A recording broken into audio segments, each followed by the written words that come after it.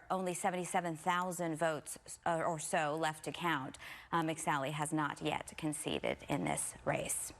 We have a number of special guests joining us today to talk about the election and what comes next, beginning with Congressman Ruben Gallego, just re-elected to a fourth term to represent the 7th District of Arizona. So congratulations on another successful run for office. I want to start right now by asking you, I know the Center for Presidential Transition, the advisory board, which is a bipartisan panel, requesting that the Trump administration begin this process to transition over. And we've already talked this morning about the Biden transition plans, announcing the COVID task force.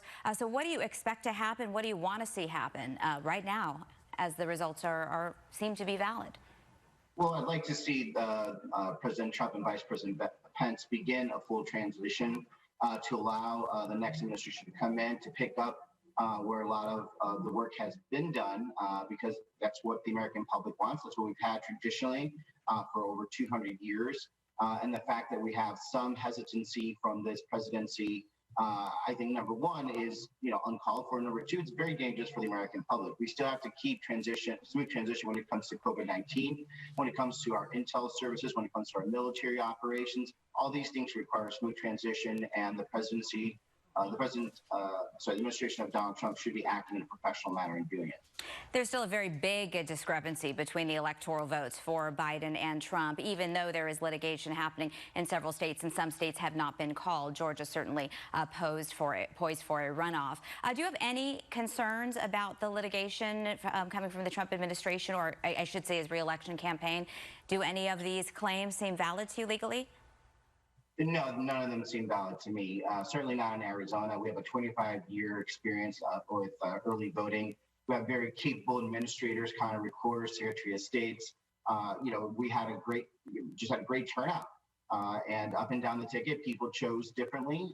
If there was any way that we were going to manipulate the vote, it would be weird for us to manipulate the vote for just the president and not for any other of the races. The Democrats did not do as well as we had hoped down ballot races. So, look, at the end of the day, it was a very tough election. It was a very close election, like it was in 2016. But in 2016, we started the transition. Secretary Clinton, stepped up and took the defeat.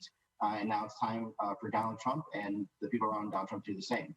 Representative, Congress has not been able to pass another economic relief package since the spring. You also have something very important to do. You need to vote on a defense authorization spending bill. So what are your hopes that this lame duck session could be productive?